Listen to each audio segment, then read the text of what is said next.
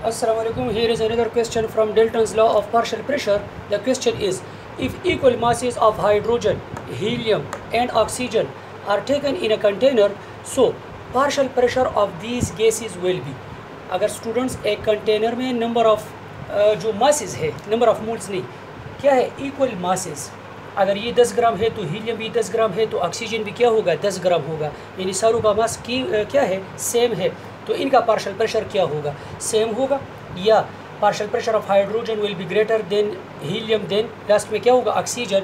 या ऑक्सीजन का ग्रेटर होगा लास्ट में हाइड्रोजन, या हीलियम और फिर हाइड्रोजन और फिर ऑक्सीजन होगा. तो student, as we know from Dalton's law of partial pressure, pressure is directly related to the number of moles, because pressure is actually due to the collision of molecules with the walls of the container, and the collisions are directly related to the number of molecules. Number of molecules depend on the what, number of what, moles. तो जितने moles ज़्यादा होंगे उतना उस gas का जो partial pressure होगा वो क्या होगा, ज़्यादा होगा. So it is the basic relation of Dalton's law. Pressure directly related to number of moles at constant temperature and volume. So as molar mass of hydrogen is least, hydrogen का molar mass क्या है, 2 होगा, तो सबसे कम है in the given option, so will have highest number of moles, because number of mole is equal to given mass divide by क्या होगा, molar mass. तो given मास तो सारों का सेम है, m m m. अगर 10 ग्राम ये है तो 10 ग्राम ये होगा, तो 10 ग्राम ये होगा.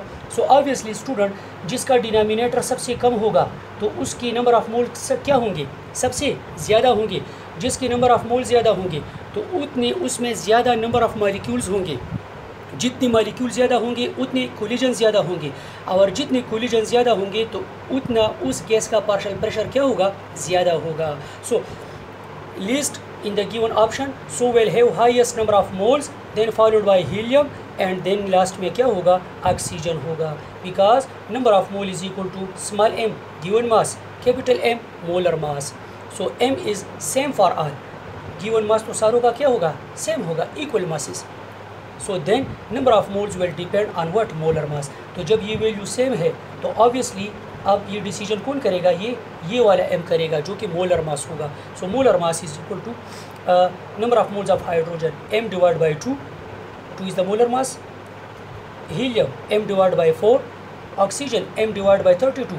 तो जब ये m 32 पर डिवाइड होगा तो number of moles of oxygen सबसे कम होंगे, और जब नंबर ऑफ मोल्स कम होंगे तो लाजिमी सी बात है कि इसका पार्शियल प्रेशर सबसे क्या होगा, कम होगा. तो ये क्वेश्चन मुख्तलिफ तरीक़ों से आ सकता है.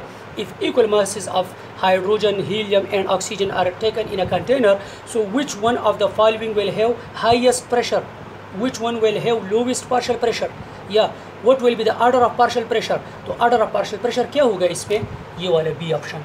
सबसे ज़्यादा पार्शियल प्रेशर हाइड्रोजन, फिर हीलियम, और लास्ट में क्या होगा, ऑक्सीजन का होगा. ठीक है, थैंक यू.